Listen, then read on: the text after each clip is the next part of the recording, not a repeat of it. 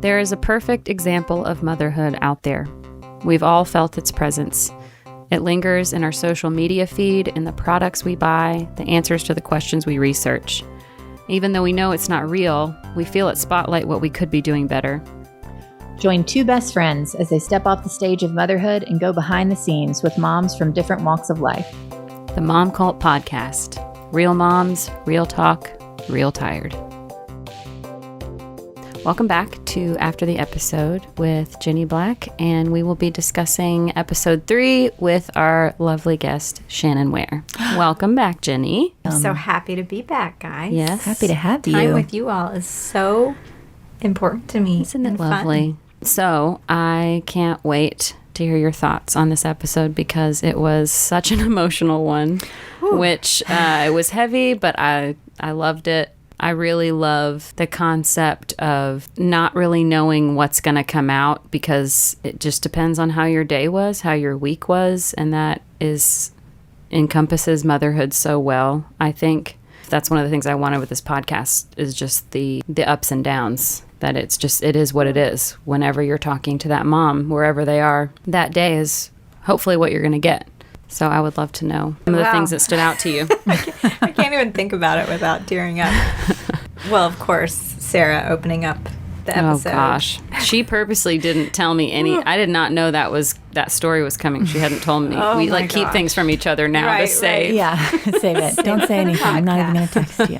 Yeah. So this is the recap of Parker getting into your medicine and I just could sob, just for you, for me, for all of us.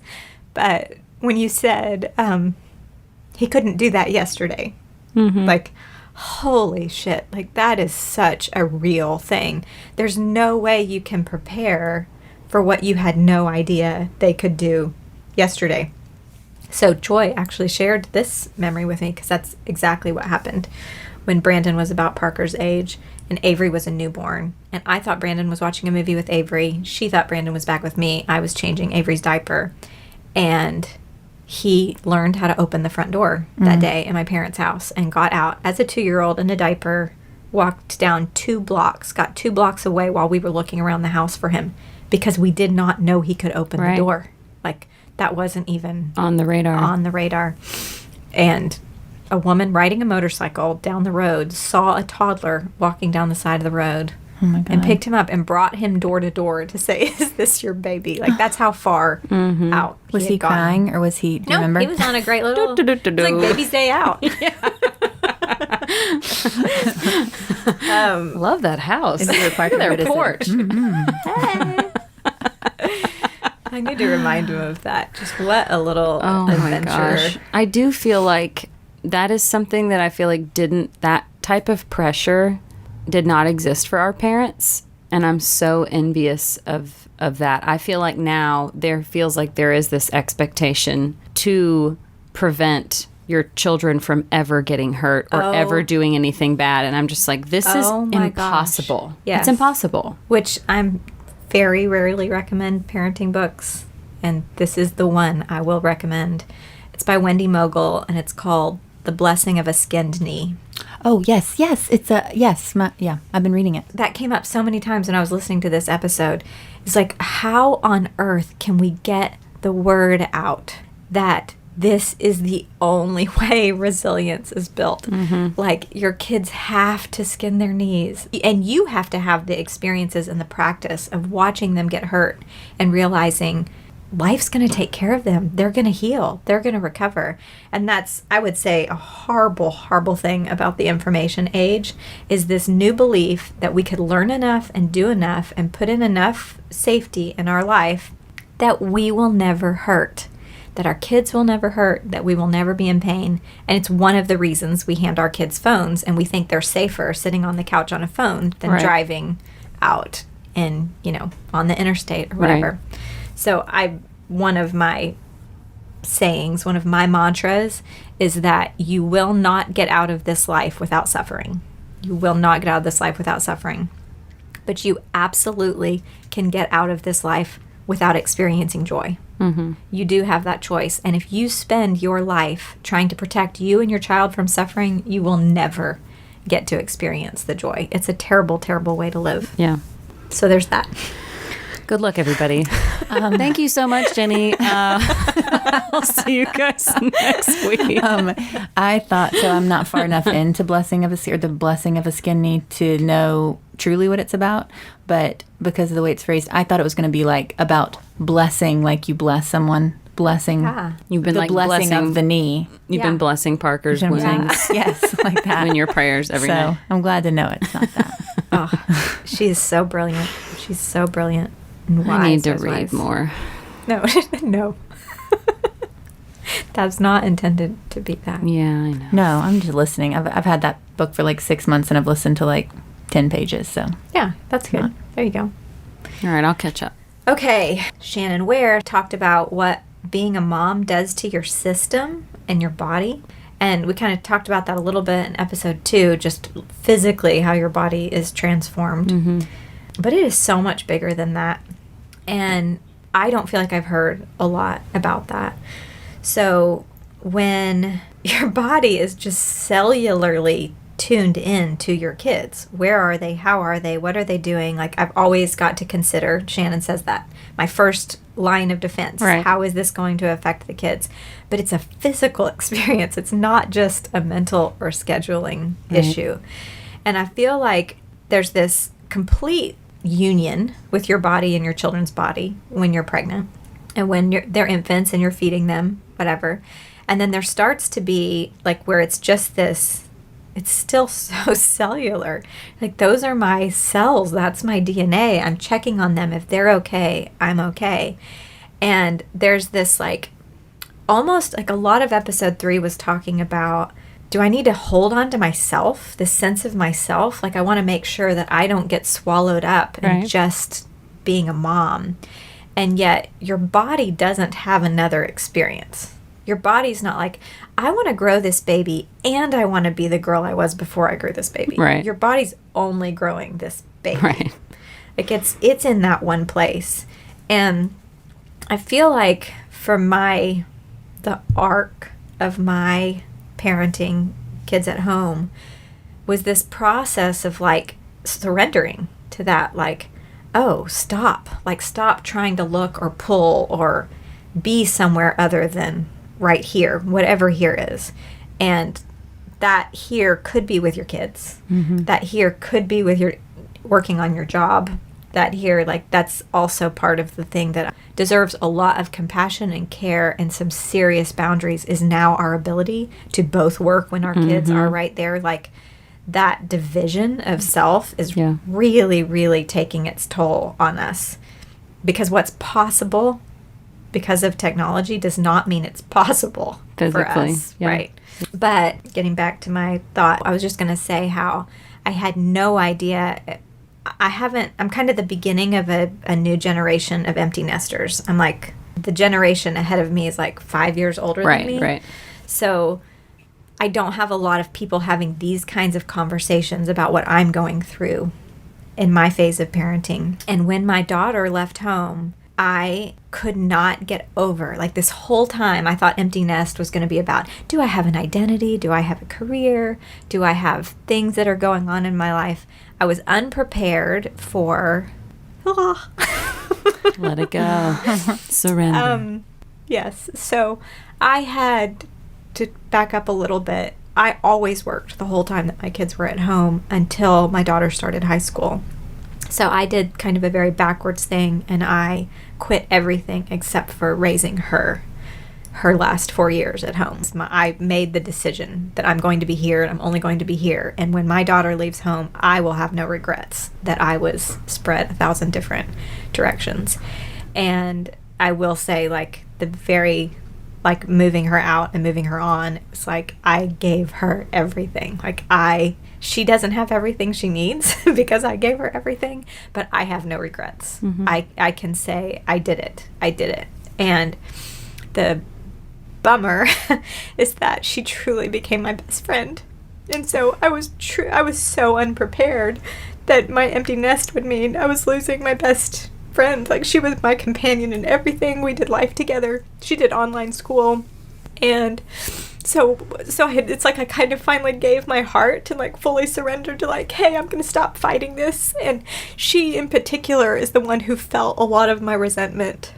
Like I was always resenting her. And I was like, hey, this baby girl can't leave my home feeling resented. Like I want her to feel like she has all of me and she can trust me completely. So in that process of surrender, I gave her my heart and we became this really special little duo. So losing her as a human in my life, like I hadn't felt that way since moving away from my best friend in 8th grade. Yeah. I was like not prepared for that. But then the second part was my body could not regulate. Like I had this compass inside of me just kept spinning because it knew when I was with her and when I was tuned in with her, I was doing what I was supposed to do. I was doing what I was made to do. I knew this is it. This is absolutely worth all of the effort. Whatever I'm missing out on right now, it doesn't matter. I'm here. And when she left, it was like, I could not. You couldn't land anywhere. My body could not land. And I was like, I don't really know what to do with this. And I think I've just gotten used to it. Like, now I have all these choices, like endless choices every day. And I'm like, but what's the thing I'm supposed to do? Where when my kids were home, I always knew, well, talking to them, well, helping them with this. Like, it anchored me. And now it's like, do I work on the book? Do I work more? Do I see more clients? Do I head to my sister's house? Go to the Y? Right. I don't think I can get any more fit, but I guess I'll keep trying. Yeah, upkeep? I don't know. How many more chicken breasts can I eat? Meal prep? It's bizarre. It is bizarre. But I did save this for the podcast because Ava and Penny had a sleepover at my house a couple weeks ago. And I was laying on the couch. And we were listening to some fun playlist. And I have one of Ava's favorite books at my house that she does not have at her house. Yes. And just because everyone should know about this, she said it's her top 3 favorite books. Oh, dang. It's The Jolly Postman, so I highly recommend. She's never mentioned it. Probably because I don't ever talk to her or ask her questions about what she likes. But so she got the book and she was like, will you read it to me? I was laying on the couch and I was reading it to her. And I mean, my body completely, like, it was like, oh my God, it's finally stopped. It's like, I know I'm exactly where I'm supposed to be right now. My body knows. Like, it wasn't even a logical thing. Like, I was just holding her, reading her the book, and then she fell asleep on me, and I was like, I don't want to move. I don't want to breathe because I have not felt this. Like, my body's like, yes, this is exactly where you're supposed to be. And that's just, how could you ever know? But, like, when you were saying how these are the precious times that you're in, that's, I think, the one, like, when your body knows that you are where you're supposed to be, doing what you're supposed to be doing, like, just freaking savor that moment. It's so why is it so hard? But you were really young when you had your kids. Do you remember feeling like, because I was, older, I felt, 35 when I had Parker, so I felt like the feeling that you're describing before I had him, that makes total sense that will happen. You're saying you had that, like your compass was looking for. Yeah. Like, wow. Just, I say it like centered me and not always. And, there were moments and I don't need to, but yeah, something like that. Mm-hmm. I've definitely felt that from you ever since he was born. Yeah. For sure. I just am like this sense of purpose and, I could spin a bunch of yarns about it, but that's the gist. And that it makes complete sense. So do you remember feeling like, you were in high school? Never. Right? Or not? No, We'll say the age so I don't sound like you're 12. I can tell you. I was 23 when I had my son. Yeah, okay. My first child. Yeah. But I do remember from the moment finding out I was pregnant, that feeling of somehow landing in myself in a way that did not go away until my daughter left home. Mm-hmm. I will say I did get to have that. I had that. Maybe maybe it is just it's always going to be moments, and that we just need to accept that it's always going to be moments. It's not going to be a whole day ever. You're not going to feel... Not loving. That was a great line. What did she say? I love him every day, not all day, Sex and the City day. quote, yeah. I love him every day. But not every day. You're right. Not all day, Not all day, but every every day. day. Yeah, that's good. Yeah, this morning, Penny will wake up early, and then she'll be up for about 2 hours before she takes a nap. And so I was just with her upstairs and about to take her back downstairs for a nap. And I don't know. I'm sure some of it's tied into the fact that I don't plan on having any more kids. So knowing when like, oh, this is the last time I get to experience this age. And the first 3 months, she was so hard. But after that, she's been so delightful. And, I mean, other than just, not getting sleep and having blowouts. Her personality is just so delightful. Yes. It's just such a delightful little human being. And I just laid down to put her down for her nap. And I just stared at her and was just sobbing. Because she's so cute. Yeah.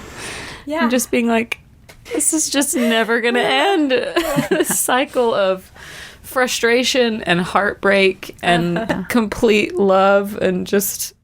I was on the phone with my son last night till, 11:30, and he was just talking to me all about reading The Power of Now, which is why I was referencing that earlier. And just talking to me about learning how to be present and like asking me about when I'm present and teaching me about being present. And it was that same feeling. I was like, oh, you're 22 and you're this little boy man, and how does this keep being so precious? So hard and so precious. Okay, right, so what's next? I've got this. So I wish I had brought the book. I don't think I saved it. I think but you know that song, but it's the I Hope You Dance song? Yeah. Yeah. Okay. We all know. Yeah. So my mother-in-law had bought Avery the book of the children's book of I Hope You Dance. Got it. So picture book, and it's this mom with this daughter with every line of the song on a different page. I think I've seen that book. I think I gave it to you. I have it. I'm tormenting you with the book. I appreciate it. So she basically, it shows the mom and the daughter doing something different on every page.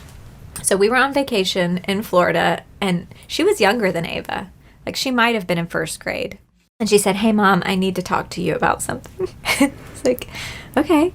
And she's like, I got to show you something. She took me outside and sat me down. This is like the sex talk that I had with her. She sits me down and she's like, I need to show you something. And she opens the book, not reading the words. She's like, see how that mom is getting ice cream with her daughter? Sounds like something Ava would do. You never get ice cream with me. And see here. And then I'm like, Let me turn the page and then see. she turns the page, and then she's like, you see how the daughter's trying to show the mom the bug that she's seeing, and the mom is caring about the bug and Intently. looking at it? All focused. When I show you bugs, you never care. And took me through the entire book, showing me that this mom was doing what she needed her mom to do, and I didn't do it. Shannon will like that. Was laughing so hard. And it was like, it's crazy because that's so true. Like, back to the whole from last episode. Yeah. She really was telling me what she needed, and I had so Annoyed. much going on. I was like, I'm sorry, you want some perfect mom that no one's gonna be? Honey, the mom in this book isn't real. And anyway, that just made me, I was thinking about that because she was saying, you don't have Elsie Right, she said, for you your don't have daughter. Elsie for a I was kid. like, oh no. She points out all Avery my faults. definitely had a book of everything I needed to do that I wasn't. Yes, Ava's definitely gotten more vocal of our failings. But then I wanted you to know, so I was listening to the podcast with Mom and Dad while we were painting kitchen cabinets today. That's sweet. And so when you were talking about the part of not loving every moment, that there are good moments, but it's so hard and it's so resentful and I don't want to do this or whatever, you would have thought Mom was in the front row of the best sermon ever. She was like, amen. Yeah, that's my daughter. She's like, that's right. It was terrible. I hated every minute of it. Oh my God. Okay, and then I'll say this second to last so we don't end on this note. Because obviously that episode started with Something heavy. Sarah, talking Bringing about it down. that, and then ended with the whole miscarriage Yeah. discussion and conversation, which I'm so thankful y'all are talking more about and is getting more talked about publicly. But it just struck me how traumatic motherhood is. And there was a lot of conversation just about privilege, the privileges that we have, which should never be ignored and never taken for granted. And I think the trauma of motherhood has really been minimized. It's so normal. It's not... Because everyone's doing it. Yeah, it's not an unusual experience, but Right. it is traumatizing. I mean, you live in this space where how many times a day are you saving someone's life? Like you're a first responder. Right. 24/7. Yeah. And I think it's important to remember in this age of so much trauma and victimization of like we're all just being like onslaught with so much hard stuff right now. Everybody in their different ways. I think it's really important to remember that we are here. We are here. We are alive. And the fact that we are shows that our DNA has survived generations of trauma. Like we were made for this. However hard it is, we were made for this. And it's kind of that whole idea, I can't remember which Shannon said it, but that whole idea of look what my body can do. I can do this. I can do this. Like, so just that this is incredibly traumatic. And if you're falling apart, it's because you've been through a lot of trauma. Right. And also you were made for this. You are going like, You're going to be okay. yeah, you are adapting and growing and getting stronger. Your heart is getting stronger. Your courage is getting stronger. Your resilience is getting stronger. Your mind is getting sharper. Like the things I can do now because I've been able to manage just raising kids is like, Right. it does real things out there. Right. Yeah. It's wild. This has a real effect. Yeah. Like I can juggle a lot of things at one time and intense. I can save your life and fix your goggles and I mean, It's like intense training every day. Right, Just waking up right. and really training hard for something. you're training for something. Yeah. Yeah, I feel like I can handle, like when people say things to me that I used to spend my whole life avoiding someone ever like not liking me or being offended or being hurt or whatever. I like think of all the things my kids have said to my face. And I'm just like, you're the Wicked Witch. And just like, Well, you were, technically. What year of high school was that? My senior year. Senior year. She did good. Good job. But just that like I can take it. I can kind of take whatever life has to throw at me. I've got this. Like I'm going to be okay. Mm-hmm. So I think our kids, they were here to teach us, and they're also here to bring out things in us that could never have existed never. without their presence. And they're stronger and smarter than we are. Definitely. They break us. We're not going to break them. Right. Okay, that's all I got for episode 3. Oh, lovely, as always. Thank you. Thank you for gifting us with your time. Truly. Yeah. I mean, You so know, good. I'm feeling pretty inadequate and incompetent in all the new phases of my Except life for I'm in this right now. podcast. So anytime I can go back in time and be like an expert about what I've already lived through, it is a real treat for me. Thank you for joining us today, and I am looking at the beautiful, radiant faces of Joy and Sarah as I say to all of you, you are doing an amazing job. You are so beautiful, and you are exactly the kid that your mom needs. You don't need to ever worry about that again. You mean you're exactly the mom that your kid needs?